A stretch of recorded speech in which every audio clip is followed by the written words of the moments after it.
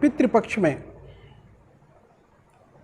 अष्टमी के दिन, कृष्ण पक्ष की अष्टमी के दिन भादो मास बीतता है, क्वार का महीना आरंभ होता है कृष्ण पक्ष से और उसकी अष्टमी तिथि इस वर्ष 28 सितंबर को अष्टमी तिथि पड़ रही है और उस दिन से 3 दिन का एक पर्व प्रारंभ होता है जो बहुत ही महत्वपूर्ण पर्व है। उस पर्व का नाम है जीवित पुत्रिका व्रत, जिसे उत्तर प्रदेश और बिहार में सामान्य बोलचाल की भाषा में जूतिया का पूजन, जूतिया का व्रत भी कहा जाता है। यह व्रत मुख्य रूप से पुत्र की आयु के लिए, पुत्र के लिए, संतान के सुख के लिए और संतान की सभी प्रकार से वृद्धि हो, सभी प्रकार से उसकी रक्षा हो, इसके लिए इस पर्व को माताएं मनाती हैं। और यह 28 को शाम के समय में एक विशेष भोजन करके इस व्रत का आरंभ किया जाता है। उसके बाद अगले दिन इस वर्ष 29 सितंबर को पूरे दिन निराहार रह करके बिना जल पिए ही व्रत रहते हैं।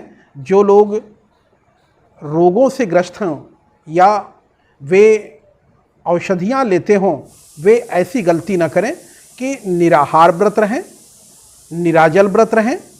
वे निश्चित रूप से कुछ न कुछ फलाहार करके व्रत को रह सकते हैं, उतना ही फल मिलेगा। उसके बाद अगला दिन 30 सितंबर को प्रातःकाल इस व्रत की, जीवित पुत्रिका व्रत की पारणा होती है, जल पिया जाता है, भोजन ग्रहण किया जाता है और यह व्रत पूर्ण होता है। इसके प्रसाद को अपने पुत्रों को खिलाया जाता है और इसका जो महात्म है वह पूरे दुनिया में, उत्तर प्रदेश और बिहार में सबसे अधिक यह पर्व मनाया जाता है। और आप पूरे दुनिया की भौगोलिक स्थिति को यदि देखें तो सबसे ज़्यादा जनसंख्या की दृष्टि से ये 2 राज्य बहुत ही समृद्ध हैं। चीन की आबादी हमसे थोड़ी सी ज़्यादा जरूर है, लेकिन चीन का भूभाग भी हमसे बहुत ज़्यादा है। उस दृष्टि से देखें तो भारत कम भूभाग की दृष्टि से दुनिया का सबसे बड़ा देश है, जिसमें ये 2 राज्य उत्तर प्रदेश और बिहार जो व्रतों, त्योहारों और परंपराओं की श्रृंखला से बंधे हुए हैं, ये अपने इन्हीं व्रतों, त्योहारों और परंपराओं की श्रृंखला के कारण जीवन के जितने भी झंझावात आए सबसे लड़ते हुए ये लगातार जीतते चले जाते हैं। कोई युद्ध हो, राजनीति हो या विश्व में किसी भी क्षेत्र में इन 2 राज्यों के लोग सबसे अधिक सफल हैं। जीवित पुत्रिका व्रत अपने पुत्र के चिरायु के लिए, पुत्र की कामना के लिए किया जाता है और ये 2 राज्यों के लोग जो इस व्रत को करते हैं, इस मामले में, इस क्षेत्र में वे पूर्ण रूप से सफल हैं।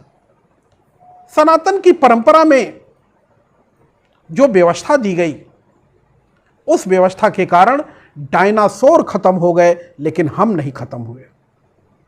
हम किसी न किसी रूप में अपने को इन व्रतों के माध्यम से, त्योहारों के माध्यम से, रीतियों के माध्यम से, अपने संकल्पों के माध्यम से हम अपनी रक्षा करते आए हैं। तो हम इस वर्ष जीवित पुत्रिका व्रत में उसके प्रसाद को जरूर ग्रहण करें। जिन परिवारों में वह व्रत नहीं होता, वह दूसरों से लेकर के प्रसाद ग्रहण करें, दूसरों से मांग करके प्रसाद ग्रहण करें, लेकिन वह प्रसाद अपने पुत्रों को खिलावें। उन्हें जीवन मिलेगा, आरोग्य मिलेगा और जीवन में बहुत ढेर सारी सफलता मिलेगी।